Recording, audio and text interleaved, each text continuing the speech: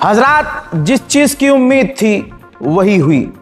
मैं आपको 2 दिन पहले बता चुका था, अपने लास्ट तमाम अपडेट्स में मैंने ये बताया था कि यानी मैं पर्सनली इस बात को कह रहा हूं कि अगर लिखित में भी अमेरिका ने दिया तो उस पर भरोसा नहीं कर सकते, क्योंकि अमेरिका ने, डोनाल्ड ट्रंप ने मजबूरी में यह डील की है। यह भी बात मैंने आपको बताई थी और मैंने यह भी बताया था कि अमेरिका की ही यह रिपोर्ट आई है कि डोनाल्ड ट्रंप चुनाव के बाद ईरान पर फिर से हमला करेगा, इस डील को खुद खराब करेगा। हजरात मोहतरम, रात बीती यही हुआ है। जी हां, शैतान अपने गंदगी से बाज कैसे आएगा? आपको पता है, लोग ने खबर चलाई हैं, यूट्यूबर्स ने खबरें चलाई हैं कि भैया ईरान पर बड़े हमले हुए हैं, लेकिन किसी ने वजह नहीं बताई। ईरान की गलती निकालने में और बताने में व्यस्त हैं। सच्चाई ये है कि ईरान ने जब पहले ही कह दिया है कि स्ट्रेट ऑफ हॉर्मूज हमारे कंट्रोल में है, यानी सेफ पैसेज देने के लिए ईरान खड़ा है। ईरान ने जिन जहाज़ों से कहा कि ये सेफ पैसेज है, आप यहां से निकलिए, वहां पर जहाज खुद ही मास्टर बन के अपने रास्ते से जाएंगे तो ईरान तो रोकेगा, क्योंकि हुर्मुज तो ईरान के कंट्रोल में है। यही हुआ। तो हुर्मुज के इलाके से एक जहाज सिंगापुर का निकलने की कोशिश कर रहा था। ईरान ने उस पर अटैक किया। जी हां, पहले ईरान ने अटैक किया। क्लियर कर लीजिए आप। उस जहाज को ईरान ने निशाना बनाया, जिसके बाद अमेरिका ने स्ट्रेट ऑफ हॉर्मूज में ईरान का जो वेयर हाउस है उस पर हमला कर दिया। गुलाबी सुअर ने खुद ये पोस्ट करके बताया था कि ईरान ने 4 ड्रोन लॉन्च किए थे, 3 मिस हो गए, यानी 3 उन्होंने रोक दिया और 1 हिट हो गया। और डोनाल्ड ट्रंप ने तभी कह दिया था कि हम जवाबी कार्रवाई करेंगे। उधर मेरे दोस्तों, फिर ईरान कैसे रुके?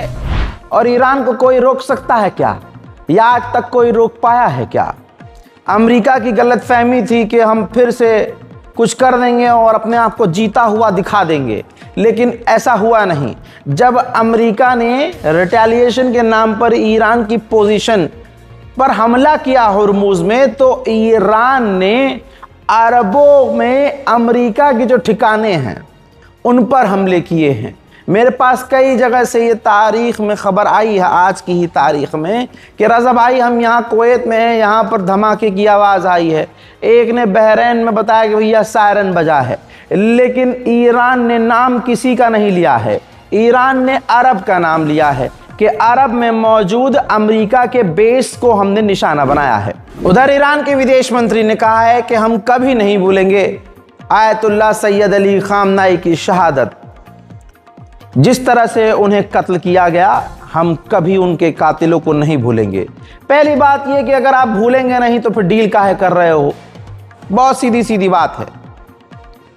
जब आपको पता है और आप खुद कह रहे हो कि हमें अमेरिका पे भरोसा नहीं है, तो डील कर क्यों रहे हो? ये मेरी पर्सनल राय है, ये मेरा पर्सनल ओपिनियन है। अभी ईरानियन ऑफिशियल ने खुद कंफर्म किया है कि बातचीत के दौरान अमेरिका ने दोबारा हमला किया है। इससे साफ जाहिर हो रहा है कि अमेरिका डील नहीं चाहता और हम इसका जवाब देंगे। भाई क्या जवाब दोगे? तुमको पहले से पता था कि अमेरिका नहीं मानेगा, वो मजबूरी में डील कर रहा है। जैसे ही वो अपने आप को मजबूत फील करेगा, वो दोबारा हमला कर देगा। अमेरिकी इंटेलिजेंस रिपोर्ट खुद कह रही है कि डोनाल्ड ट्रंप ने अपनी कुर्सी बचाने के लिए डील की है। इसके बावजूद अगर आप रो रहे हो कि नहीं हमें मालूम है कि ये डील नहीं करेगा, ये डील खराब, अब तो बेवकूफ़ी है आपकी।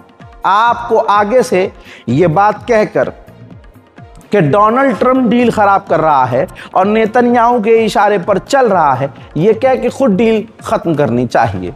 अब आप खुद कह रहे हैं कि जी हम बात कर रहे हैं और बात के दौरान बातचीत के दौरान ही खामनाई को शहीद किया गया था, ये भी नहीं भूलना चाहिए।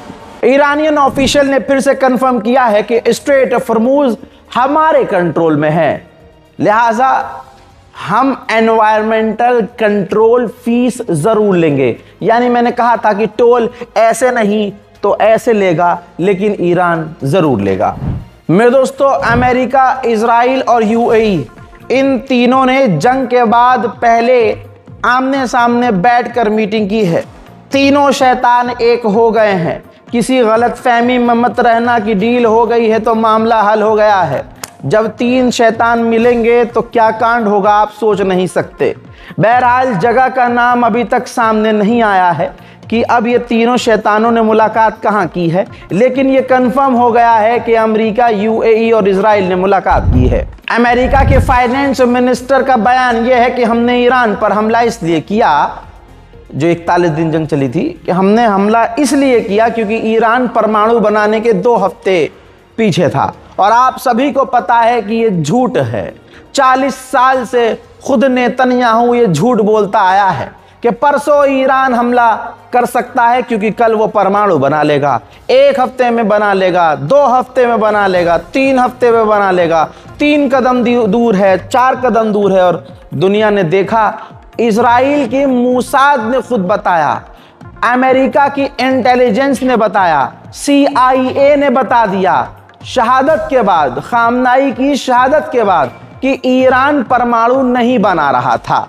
आज बस डोनाल्ड ट्रंप की गलतियों को छुपाने के लिए लगातार हर नेता आगे किया जा रहा है अमेरिका का कि बस झूठ बोले। जो काम कोई न कर सका, खुद जिंदगी भर दलाली करते रहे और अपने मुल्क का सामान भगवान के घर चोरी करवा कर जो दलाली करके दलालपंती करते रहे, वो 2 देशों के बीच जंग खत्म करवाने को दलाली कहने लगे, जबकि अपने गरीबान में वो झांक कर कभी देख न पाए। अब सुनिए, 12 ईरानी सेलर्स को अमेरिका ने किडनैप कर लिया था।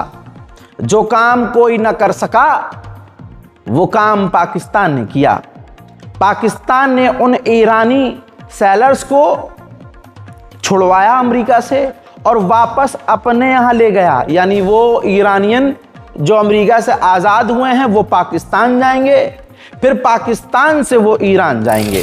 उधर IAEA ने ऐलान किया है कि हम ईरान के अंदर इंस्पेक्ट करेंगे, जो उसके परमाणु इलाके हैं, यूरेनियम्स हैं, हम उनकी चेकिंग करेंगे। इसके अलावा कोई दूसरा ऑप्शन नहीं है। हजरात मोहतरम, फिलहाल के अपडेट में इतना ही। इस रिपोर्ट को शेयर कीजिएगा, अपनी दुआओं में हमें याद रखिएगा। फिलहाल के इस रिपोर्ट में इतना ही। जय हिंद।